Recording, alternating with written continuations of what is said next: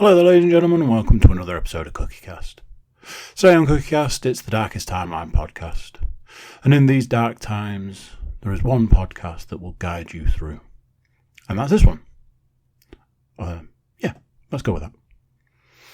If you're checking us out on YouTube, click the old subscribe button. Helps the channel out, and it just helps everyone. Helps us, helps you, helps everyone. Also, sharing it around, word of mouth is massive. So, mention to your friends, mention to your family. It's that time of year, isn't it? Sharing's caring. So here we go. This is CookieCast, the Darkest Timeline podcast.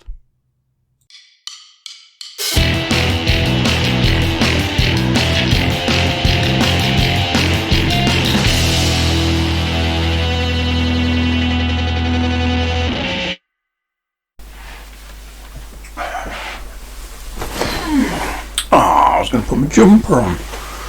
Damn. I moved the microphone to what I thought was a better position, like a bit closer, a bit more, like, I don't know, get more into it. It looks like it's working like volume wise, but now I feel quite oppressed by it. So that's not gone overly well. Hello. Just going to grab a swig of the coffee because I should have made it earlier and drunk it earlier. Obviously, I didn't do either of those things. So now it's super drinkable. That looks really loud. Apologies if it's loud, but the way I look at podcasts is, if a podcast is loud, you can just turn it down. It's when a podcast is quiet and you reach a point where you can't turn it up anymore. You're like, well, that's that then. So, Anywho, I have a confession to make, and this is a difficult thing for me to reveal. I don't know why. This is only the third or fourth time I've said this in the last week. It's been a difficult thing for me to say. This is not one of those situations where this is going to turn out to be an elaborate joke.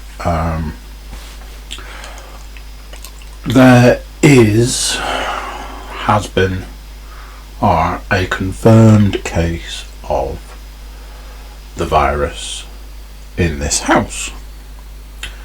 That is quite difficult for me to say. And here's the thing.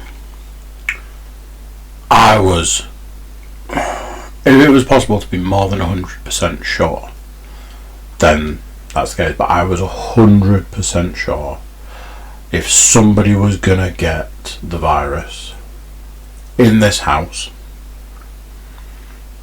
absolutely gonna be me. Absolutely 100% gonna be me. So the fact that it isn't me is a surprise to me in itself.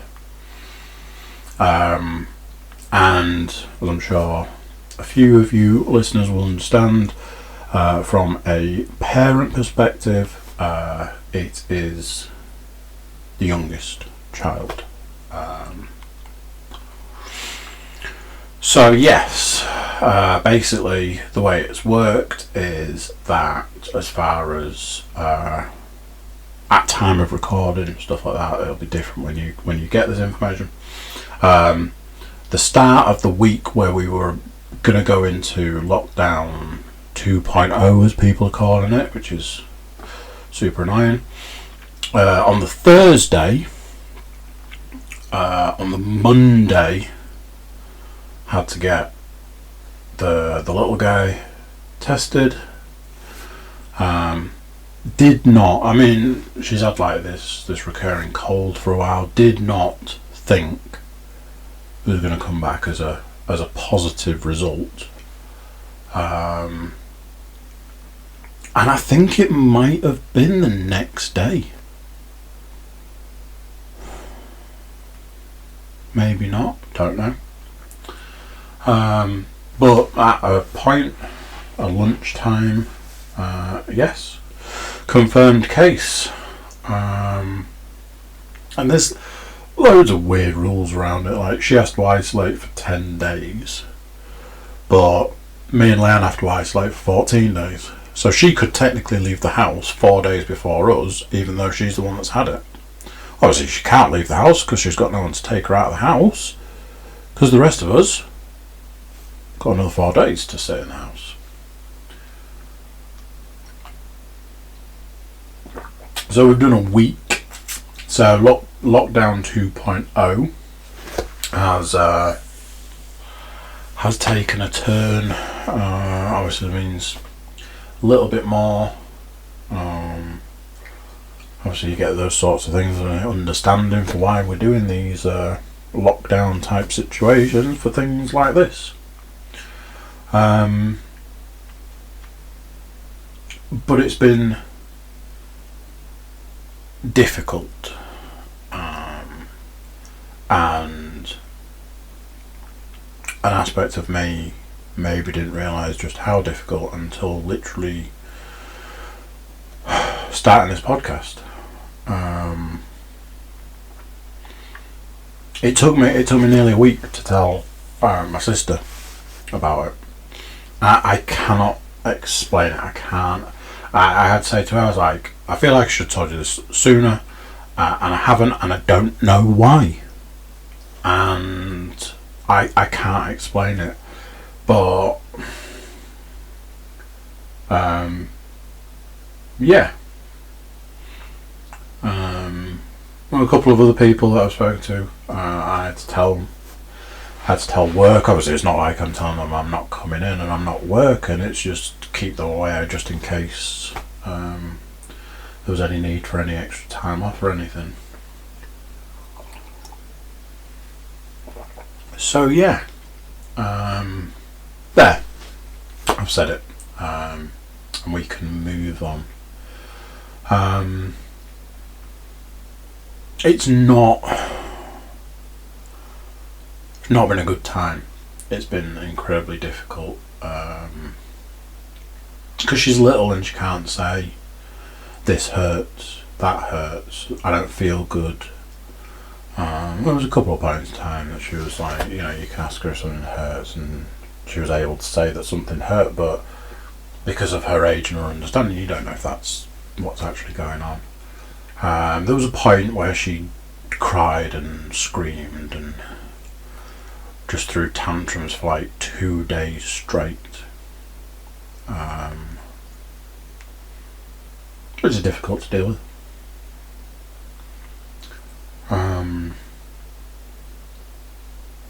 But yeah, it's not been a good time.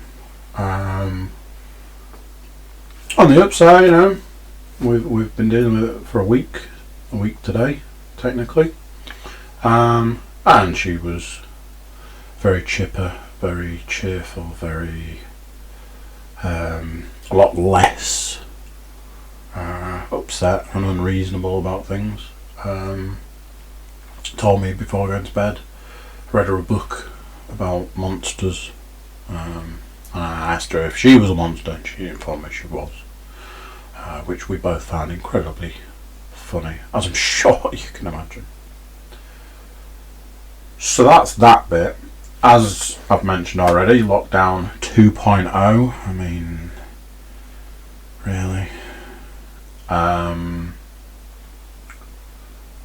not been super amazing so far. There's a big difference between lockdown and quarantine, isolation, whatever you want to call it. One of the differences has been no running. I've been having to make do with running around the garden, which I'll give you a clue. Our garden is that small that if I actually do run round it, I get dizzy. So I can only run round it a few times, or I have to turn around and run the other way. And then after a while, I'm just running up and down the path, which is about 4 meters. So yeah, a 20-minute quote-unquote run in that space, it feels like some kind of torture experiment. And that's the difference, you see. You know, even when you're in lockdown, you can get out for exercise, you can go for a run. And I was saying to people, I was like, the first month of running, I hated every minute of it. And the second month of running, I hated it, but it was either easier to go out, or it was like, well, you know, it is what it is. I think when you're able to do it, when you achieve what you set out to do, and then, you know, past that point, I'm not going to say it gets easier, but it more manageable, more capable. I don't want to use the word easy, because it's not. And then you've got a couple of months under your belt, and like you guys will know, you know, seeing a shift in the weight. I'll tell you at this point now that I'm still managed to lose weight this week. Not gonna lie, really happy about that. One of those, I was talking to Leanne earlier, and I was saying, you know, ultimately, if it had been a case where I put weight on, I'd have been disappointed, but I would have understood. If I'd have remained at the weight I was, I'd have been okay with that. And obviously, in this kind of situation, if I lost weight, I was going to be like, well, you know, that's cool. And that was the case. We'll come back to that sort of thing. But yeah, there's a difference between quarantine and lockdown. I do feel like I'm being a bit of a teaching your granny to suck eggs sort of situation, because I can imagine people understand that, but do you? You know, the difference of going, oh, well, we need some shopping, I'll go to the supermarket. You know, we're in lockdown, but I'm allowed to go to the supermarket. Quarantine, can't do that. Oh, you know, it's 7, half 7, whatever in the morning. Jump out of bed, get those running shoes on, get out the door, get 20 minutes, half an hour of solid running and exercise to start your day. Can't do that. I tell you this much. Let's get a coffee. Just nip down to the drive-through, pick up a coffee. Boom. Not entirely sure if they're open or closed, to be fair. Can't do it though. So there was increased restrictions. And if I'm honest, with those increased restrictions, no running. So the moment I was like, well, what am I going to do about going for my run in the morning? Well, you can't. Yeah, but what about going for my run? Well, you can't. Alright. So my instinct at that point, and this is where I had to question my sanity, I guess. My instinct at that point was, oh man, I can't go for a run. I better eat loads of food then. I was like talking to somebody that day, and I was like, can somebody explain to me why my go-to is, oh, I can't go running anymore, I best eat loads.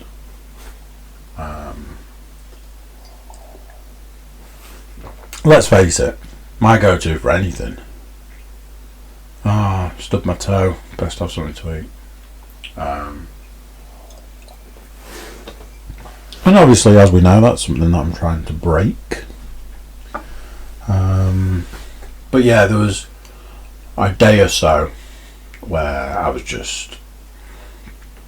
was not doing well with the eating, and then obviously I must have been able to pull it back. By the weekend, Saturday, cheat meal, so me being me, because I'm so psyched and so ready and so prepared and so geared up and all that for the cheat meal, it's like I'm like, oh, I've got to be good. And at the moment, and I do not condone this or anything, but at the moment, being good translates to not eating. If I'm honest, I think I've got back to the point now where I'm not eating breakfast. Breakfast was a meal that from about 12 years old, I was like, I could cut that meal out of the day and just get more time rather than, breakfast. And that's what I did. And I can honestly say it's only been probably the last 6 months that I've eaten breakfast.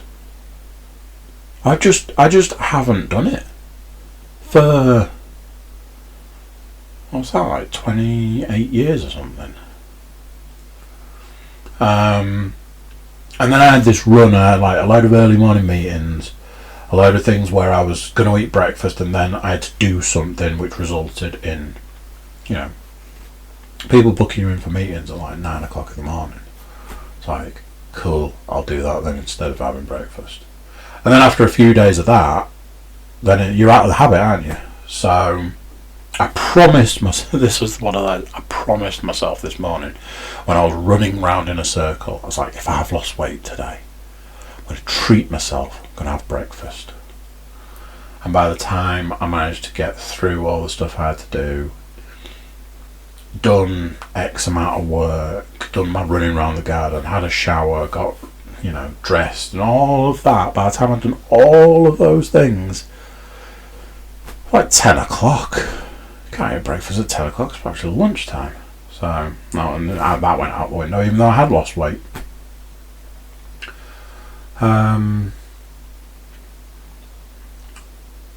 So, that was Saturday. And then Sunday, no cheat meal, just normal tea. But I had this thing all day, I was like, I want a crisp sandwich. So think about that statement. Bread with crisps in. It's like carbs and fat. And I mean, when I do a crisp sandwich, it's more like a sandwich with crisps. Cheese, corn, possibly a sauce of some description, a condiment of some description, and then crisps in it. So because that's what I wanted, and because I knew it was bad, I knew I couldn't have it. So I just spent all day going, I'm hungry. I'm hungry. I'm hungry. And what it resulted in was I ended up getting to tea and just eating my tea. So, not going to lie, I think that those 2 days, being the 2 days before getting weighed, probably had something to do with losing some weight. I worked out on one of those days and I did a quote-unquote run on the other day. So, you put all of that together and maybe it accounts for a couple of pounds. So that is pretty much that. I confessed my it's not a secret, it's just it wasn't. Nah, I can't explain it. I'm trying to. Probably not the thing to do right now. You'll be pleased to hear, for those people that tune in for the entertainment segment, a lot of films. Now, I'm going to caveat this by saying 1, 2, 3, 4, 5, 6, 7. 7 films. 2 of the 7 I've seen before. Now, I said I wasn't going to talk about films I'd seen before. I felt like there wasn't, amazing content. And I probably wasn't. I think I've been sticking to that. There's a lot of films I've watched recently where I haven't mentioned them. But these 2 films in question that I've watched, I feel I've got stuff to say about them. So, them's the breaks, I'm afraid. The other 5 films I haven't seen before, so unfortunately you're going to have to listen to me go on about that. I've actually managed to watch an episode of something. That's a bit of a stretch. I think it's taken me 2 weeks to watch one episode. I've got a couple of games to talk about.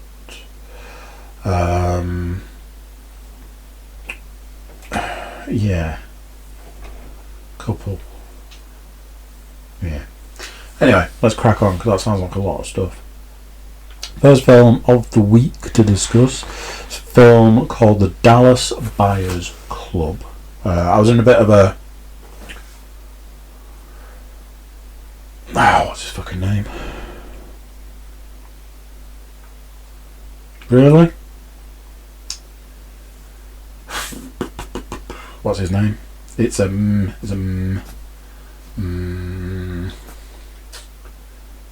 fuck. Mother flipper. Yeah, you see, it was a Matthew McConaughey. It was a bit of a Matthew McConaughey. I don't know what you'd call it. I watched a few films that had Matthew McConaughey. Obviously, we talked about Gold last week. Thoroughly enjoyable movie experience. Again, another thoroughly enjoyable movie experience in Dallas Buyers Club. This one was based on a true story. Set in the 1980s, when HIV and AIDS became like the big thing. Matthew McConaughey plays a character, I suppose you'd call him like a grifter, I think. In the sense, he had a job, but he was, making money on the side, doing other things, kind of robbing people in a sense. Just like a little bit, not like at gunpoint or anything. And through a series of events at the beginning of the film, diagnosed with HIV, which in the early 80s had a lot of negative connotations. He is very, would it be bigoted? Very homophobic, very racist, very, all those sorts of things. And then there's all this stuff about these drug trials that he's trying to get involved in. But ultimately what it's about is about a man who finds a way around the drug system by going to Mexico, buying all the drugs he needs in Mexico, transporting them back across the Mexican-American border. But happens to bring enough to supply many other people to get round the various things that were going on. In the process, his doctor is Jennifer Garner, I believe, and he becomes friends with a very. It took me a couple of moments. I was like, "Is that Jared Leto?" And it was a. Now then, I don't want to get this one. Transsexual.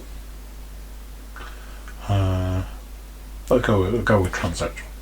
So obviously, for the person he is and the situation.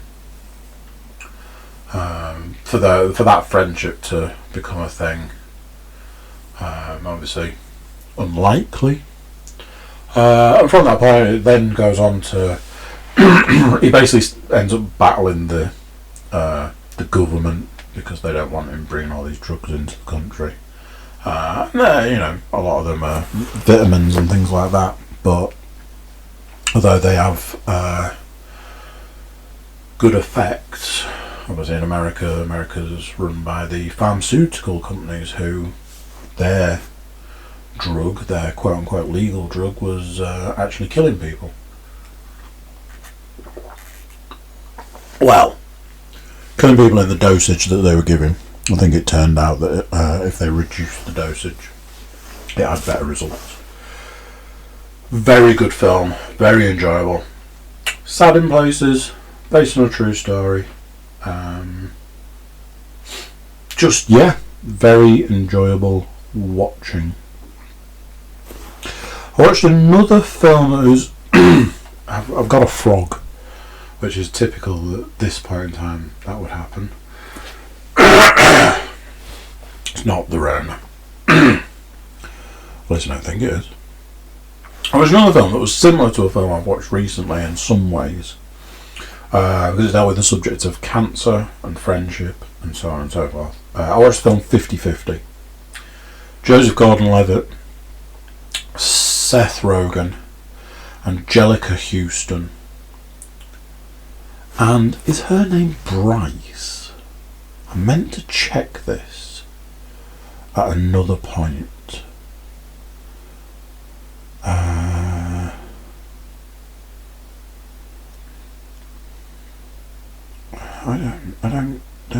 Don't ask me things. Yeah, Bryce Dallas Howard. She was in something else I watched. She was in Gold. There you go. I believe she's in the Jurassic World films, unfortunately. Not that she's in them, just those films exist. 50-50. Oh, well, I see, and I've got it open. I might as well read the. That one says that it's inspired by a true story. Oh, what's the face is in it? Anna Kendrick's in it as well. 2011. Inspired by a true story. Comedy centred on a 27-year-old guy who learns of his cancer diagnosis and his subsequent struggle to beat the disease. Joseph Gordon-Levitt, I might have mentioned it by this, but I have a lot of time for him. He's in another film I watched this week. Seth Rogen, I think in the right role he's fine.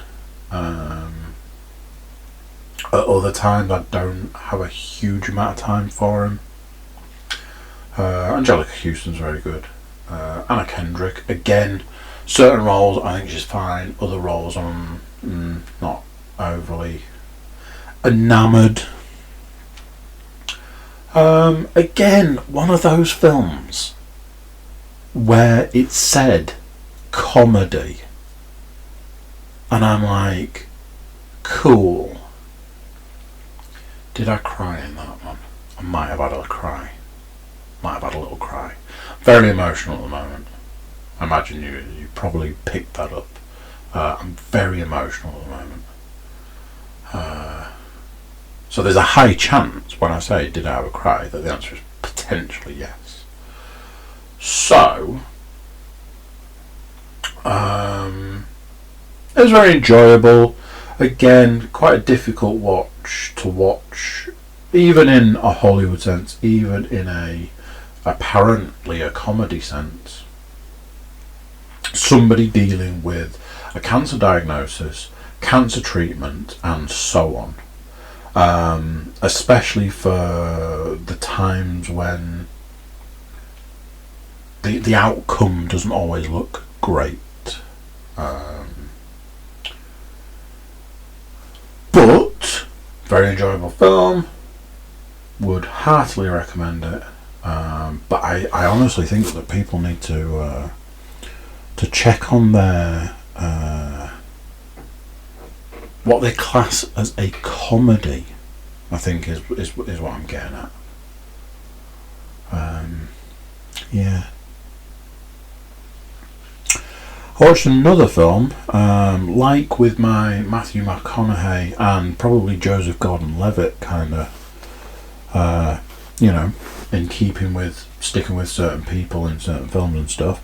I watched Rock and Roller, which is a guy Ritchie. I didn't say Guy Pearce. Guy Ritchie film. This one was very much a Guy Ritchie movie. Set in London. They've got the gangsters, you know. Tom Wilkinson was like the head gangster guy. I'm going to say this now. I want to go on record so we're all aware for future reference. Anytime Tom Wilkinson plays like a gangstery kind of tough guy, hard man, etc. role, I'm always like, you couldn't be less believable. And I don't know if it's potentially a little bit of typecast type situation. Obviously, you know, I can't think of him being in anything before the Full Monty. So there's that aspect. There's a lot of roles where he's playing just like, you know, I don't know, he's a bit like your granddad, I guess. And then every now and then, Batman Begins, and then this. He's playing like a hard man. And it's like, no, just no. So there, I said it. Saw a piece of trivia about Rock and Roller that the cast is made up of a lot of people who have been in superhero movies. And it was true. Well, a lot of people that were in it have been in superhero films. Very much a Guy Ritchie film.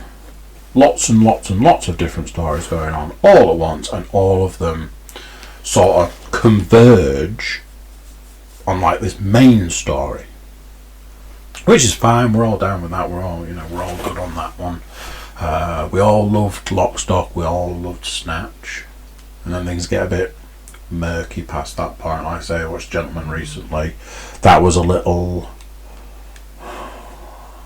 My criticism of that film was that it was a little bit too Guy Ritchie. This, on the other hand, everything was going fine. Everything was going great. Everything was going swimmingly. And at the point that we're getting ready for the big reveal, it was like they were just like, can't be arsed with this anymore. Just tidy it up. Like, what? Yeah, I know we've been like, you know, going through the film all this time, and we've been laying all of this groundwork, and you know, this road leads this way, and that road leads that way, and it's all going to converge, but I just can't bother anymore, so just tidy it up, finish it off. It's like, alright, I don't feel this film is resolved. Now, I will say this, one small caveat. There's a bit on the credits where it says that I think they refer to themselves as the Wild Bunch. There was like Tom Hardy, Gerard Butler, Idris Elba. I mean, how about that for a trifecta? Heavy hitters, okay. I think they call themselves a Wild Bunch. Whatever. There's a bit on the credits, early credits as well, that said the Wild Bunch will return in. I think there was a name of the film.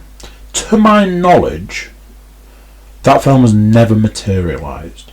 So I'm not sure if Rock and Roll is like part 1 and there's supposed to be like a sequel. You know, if that's the case, makes a lot of sense. If not, then I don't know. Seems super odd the way it all just finished. Like I was saying, up to that point, very good, very Guy Ritchie, very enjoyable. But, yeah, watch out for that ending. Watch out for that first step. It's a doozy. Points if you can tell me what that's from. Right, here's a section of films I've already seen. First one, Heat. The reason I've put it on there is that I watched it recently. I was like, ooh, Heat. Available on Prime. I was like, yes, I haven't seen that film in donkey's years. It's probably in the region of 20 years since I've seen that film. But I remember it being one of those staple films for me that I've seen a lot. So it's probably I haven't seen it for 20 years because I probably didn't need to see it. But I was like, I haven't seen that film in ages. And I remember it being good. Let's give it a whirl. I mean, it was hugely famous. You know, there was a Call of Duty game that did like a homage to that film. I know there was I don't want to say rip-off of it, but I know that there was another film that was done to be kind of the same. But I remember it, you know, it was this big thing because it was going to be the first time that Robert De Niro, Al Pacino were going to start in a film together. Now, admittedly, as everybody says, they had actually been in a film together previously because they were in The Godfather. The point was, they were never in it together. They were both in it, but they were never in it at the same time. They never acted across from each other. So it was this big thing because there was going to be this scene where they were going to sit across from across the table to each other and act, obviously. So there was that. And as we know, there's the massive shootout in the streets, which is just monumental. Like I say, I've seen it before, so I didn't want to dwell on it. Couple of things. One, that is a right movie. That is an absolute monstrous movie. Also, didn't realise this originally, but it's nearly 3 hours long. Like, wow. My mother used to say that Al Pacino's role in that film was annoying. And at the time, I never saw it. It's like, meh, I think he's fine, you know, he's playing like this over-the-top police officer type thing, you know, he was playing a role. This time I watched it, I was like, no, she's right. He does that thing. Like, I know that like Ralph Garman, when he does an Al Pacino impression, he always does like Al Pacino from Heat. And I think Al Pacino has basically become that character over the years, like in his acting and stuff. Because he just does that, where his lines are like, he'll talk the first half of the line and then shout the second half. And yeah, you know, like when somebody points something out to you and then it's really noticeable. So watching it this time round, it was really noticeable. So, Heat, absolute monster. I watched another film I've seen before, just wanted to give it a quick mention, don't want to dwell on it. The film Kiss Kiss Bang Bang. A film I feel is often overlooked and is an exceptional film. Val Kilmer and others, but probably most importantly, the main character is Robert Downey Jr. And I feel that this is probably a point where Robert Downey Jr. was on a kind of a tipping point in his career. Where obviously he hadn't done Iron Man and was probably a good few years away from Iron Man. But you can see in that role the makings of Tony Stark, Iron Man. The fast talking, the way he talks, the way he moves, the way he acts, the way he is. That film to me is the building blocks of the character that went on to be Tony Stark. So I just wanted to give it a bit of a shout out as a film. It's a fantastic film, like a murder mystery. If you've never seen it, Take a little time out of your day, sit down and watch Kiss Kiss Bang Bang. Great film, just really good, solid movie. Got some good actors that pop up. So yeah, Kiss Kiss Bang Bang, look it up. Back to films I haven't seen until recently, obviously. I've seen them now. Finally got around to watching 21 Bridges. A film that I don't know how to say this, so I'm just going to say it. A film I did not have a huge amount of interest in. I watched a couple of trailers a couple of times and was like, that looks like a film. It didn't do a huge amount for me. The fact that it was, a Russo brothers movie that didn't have the Marvel name slapped on it. Obviously, we've got the fact that Chadwick Boseman plays the main character and everything that's happened recently. And basically, what happened was, after his passing, I added it to my watch list, and I was like, I'm going to watch that. I just don't know when. That kind of thing. But I'm pretty sure that Len's mum had watched it and had said that it was good. So Len was like, oh, we should watch that at some point. So Saturday night comes round, movie night, and it's like, okay, what are our options? Ran through it. 21 Bridges came up, let's watch that. Okay. I had no objections to it. So we sat down to watch that. A few things about it. It's got some, again, great actors, like heavy hitters. Chadwick Boseman, J.K. Simmons, Keith David. A lot of time for Keith David. The guy that played Gambit in the X-Men Origins, Wolverine Origins, I think. Don't quote me, but I think it was. A woman who was in it. Can't think of her name.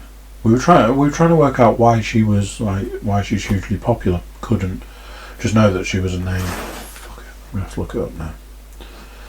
And I know it's on the list because I looked it up at the time to find out who she was and why we knew. Sienna Miller. One of those names that you just know. But yeah, she's just been in a handful of films. So watched it. Downside for me personally was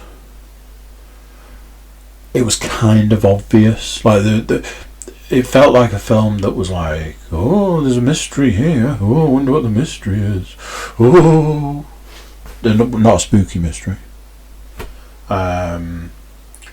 Two guys rob a place, end up killing a shed load of police officers, and go on the run. So they go to Manhattan, I believe, and because Manhattan is an island, they raise all the bridges, of which there are 21 of them. See what they did there, and trap them on the island so that they can't escape, and they've got X number of hours to catch them. And then there are these. It starts to unfold, and it's a bit of a mystery. And why did this happen? And why did that happen? And why did the other happen? And so on, all the way through the film. Problem being, anything like that, and this is me, and this is who I am, and this is how I operate. Immediately, I was going, why did that happen? Oh, I get it. It had to have happened for this reason. And I just went through it like that. So the mystery element was lost on me, unfortunately. And then, what happens is I've worked out what's going on way before. Very enjoyable film. I was not surprised. It wasn't like I was pleasantly surprised. It wasn't one of those sort of situations. I was just happy that it was an enjoyable watch. I would recommend, if you haven't seen it, if you fancy a bit of something like that, give it a whirl. Absolutely, definitely worth a watch. One thing I will say, and with knowing some of the stuff now that Chadwick Boseman was going through, you could see in that role how unwell he was at that point in time.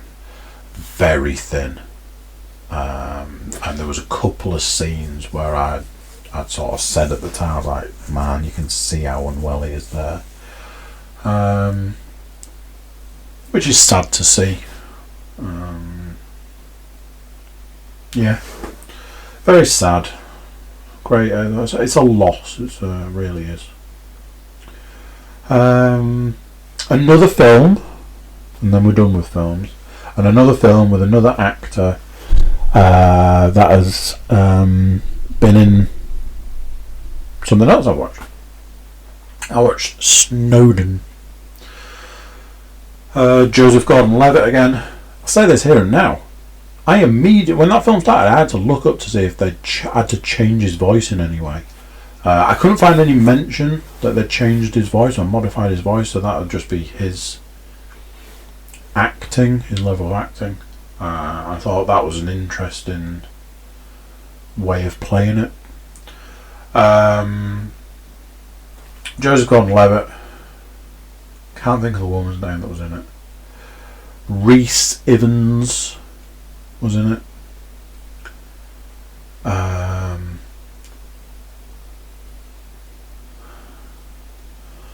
Anyone else like notable? Oh yeah, of course. Yeah, tour of people that have been in stuff. Tom Wilkinson, Zachary Quinto play a couple of journalists, is the word I'm looking for. So, for anyone who doesn't know, it's the story of Edward Snowden, the famous, infamous, whatever. I think they refer to him now as a whistleblower. Blew the lid off the CIA stroke NSA stroke American government, illegally listening to, tapping into, monitoring basically everything. Emails, phone calls, text messages, webcam usage, everything. Absolutely everything. He wanted to be, I think he was, at the beginning he was trained to be Special Forces. Broke his leg to the point that he couldn't go into Special Forces, and ended up going into computers and ended up working for the CIA. I watched the podcast he did, the Joe Rogan podcast he did, which is one of those where it's incredible, but it's a little bit too much for my tiny little mind to comprehend. Just the sheer level, and he went through the stuff that's in the film. Who he was, what he did for a living. He was a contractor, so I think they considered that he didn't directly work for these agencies. I know at a lot of points in time he was just selling technology, but he also built a series of programs, and those programs were supposed to be used for one thing, and those programs ended up being used for other things, a little bit more nefarious. And he was he was wildly patriotic. I think you probably have to be to want to do certain things, Special Forces, or want to join the CIA or things like that. But as time went on, he saw too much. He saw too many things being done that were wrong. Spying on people in ways that they shouldn't have been spying on people and stuff like that. And it just went on and on and on, and he went higher and higher and higher, and it got worse and worse and worse, and his life inside of his job, outside of his job, all of that got worse and worse and worse. And then in the end he made the decision to collect all of the data, all of the incriminating evidence, steal it, I suppose, if that's the way we're going to look at it. Steal it from CIA, NSA, people like that. And then contacted the Guardian, with the help of the Guardian, released the information to the world. And then he basically went on the run. He went from Hong Kong, and he currently resides in Russia. I believe his interview on Joe Rogan was done from where he's based in Russia. I believe there were links with the WikiLeaks people. I believe they helped him get out of the country being Hong Kong at the time. But he was a criminal as far as America was concerned. Again, it's one of those, a lot of the information, because it's a Hollywood movie, a lot of the information has to be made digestible, but at the same time, it's a lot of information, and it's a lot of high-level information. Timothy Oliphant was in it, just randomly.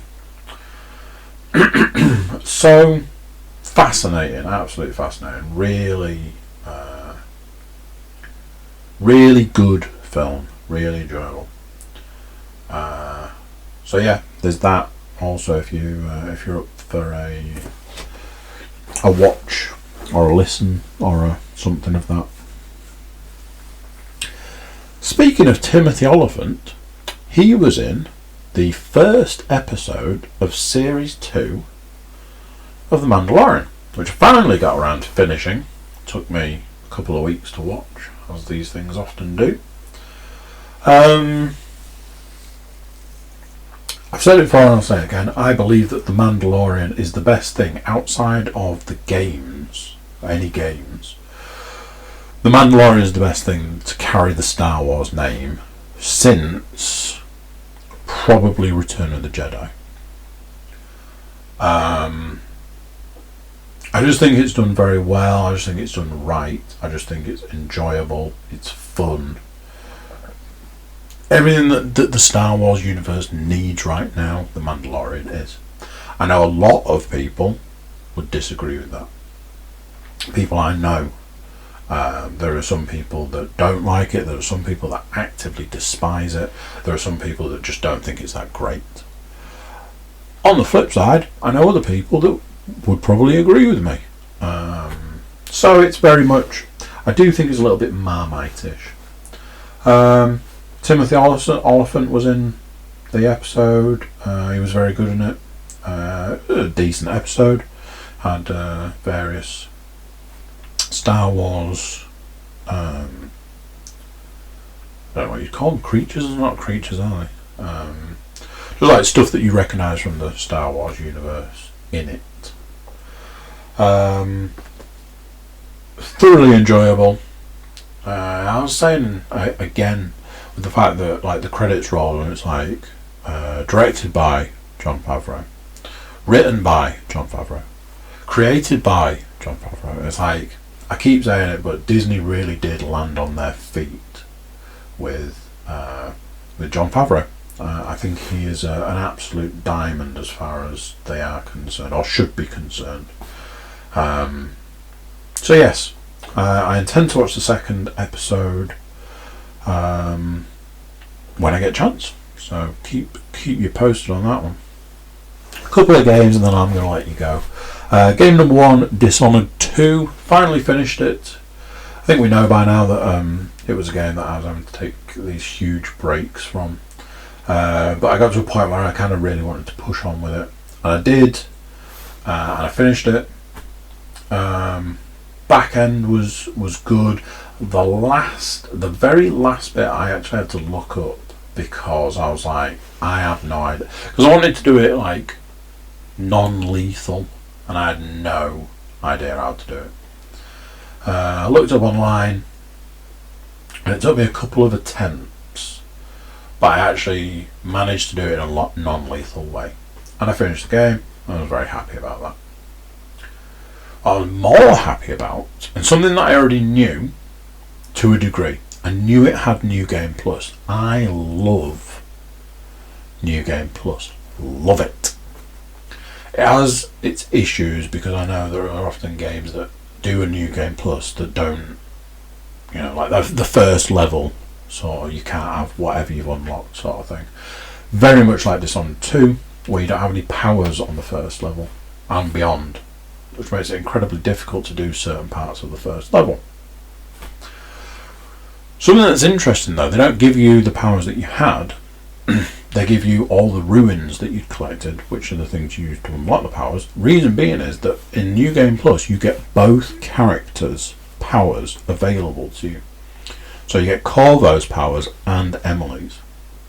Now I didn't realise through playing through it as Corvo, and I started it again as Corvo, Emily's got some really cool powers. Her sort of traversal, whereas Corvo has Blink, where he just sort of like essentially teleports. Emily's is like, I think it's called Far Reaching, which is basically like she throws like a tendril of energy type thing, and it reaches a lot further than Corvo's Blink. So getting that unlocked and upgraded, I was like, this is awesome.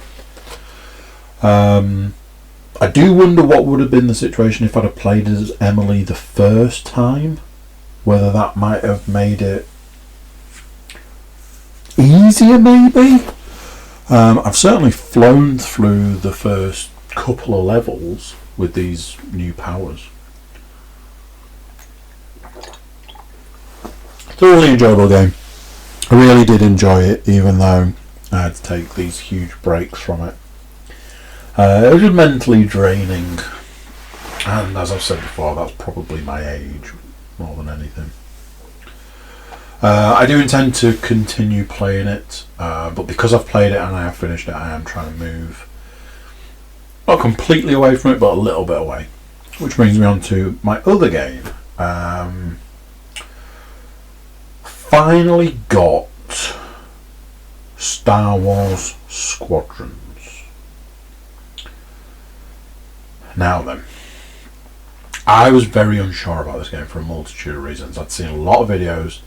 There's a lot of stuff about it, leaning heavily towards the VR stuff, and the videos just made it look like lots of cockpit in the view, and then essentially shooting tiny little things, and it didn't do a lot for me. More time that went on, there were various things like, it was cheap when it was released and it came down a little bit. I think it was like £27 by the time I picked it up. Had a little bit of a thing, found it on a site, it was cheap, but the site was, anything that's cheap can be too good to be true sort of thing. All that it ended up being was it took a little bit longer than I would have liked for it to turn up. Took a good few days to turn up. Got it, started playing it. It's not great. One of the things that I'm finding quite annoying about it is it has this super annoying glitch. You have to talk to people, which, it's essentially a spaceship flight simulator. So why do we need to have these boring conversations? But between these conversations, it often kills the controller. So the only thing you can do is restart the mission. That's the only option you've got to restart the mission, which means you have to watch the cutscene again and go through all the conversations again to get back to actually doing the mission. It's hella annoying. As a glitch, it's up there as being one of the most annoying glitches I've ever had to deal with. So there's that. Then, like I said, the boring ass conversations that are incredibly unnecessary. Feels very much like they've used them to drag out the game because I have a feeling that I'm very close to finishing it, and I've only had it 2 days. So there's that. The missions themselves are generally okay, but just about the point in time where you feel like the mission's really starting to get going, it ends. It's very much like that. The way they've done it is, I mean, I don't know if you're the same as me or if you're different to me, but in a situation where you've got the rebels versus the Empire, I want to play as the rebels. Or certainly I want to play as the rebels first, and then as the Empire second. That's not an option because the story's interwoven, so you do a couple of missions as the rebels, then you do a couple of missions as the Empire, and so on. Not loving that either. It's okay as a game. It's got a multitude of downsides, and very few upsides, but the upsides are, I don't want to say good enough, but they're okay enough to take away from the multitude of bad, which ultimately means it's an okay game. It's probably like a 6 out of 10. I haven't finished it yet, and obviously my intention would be to finish it. My fear is that I'm not far off finishing it, and then I really feel like it, as a game, it's going to have absolutely not absolutely no replayability, but very little replayability, because that's when all of your downsides are really going to come out. So there's that aspect. We will see. But it's a very okay game. Couple of games on the horizon. I think the Xbox Series X was released today, maybe. Not that I'm rushing out to get one of those. There's a couple of games that I fancy playing, but they've been released at astonishingly high prices. Obviously, in preparation for you paying massive amounts of money for new games, for new consoles. So, you know, I'll have to wait on those, wait for, I don't know, pre-Christmas sales or whatever. So we'll have to see on those. But there we go. That is it. Probably a bit of a long one today to make up for a handful of short ones recently. But you know, been stuff going on, stuff happening, isn't there? Thank you for tuning in. Thank you for listening to me drone on. Hopefully it's some way entertaining, and hopefully in some way it gives you some information at the very least. So there we go. Thank you very much.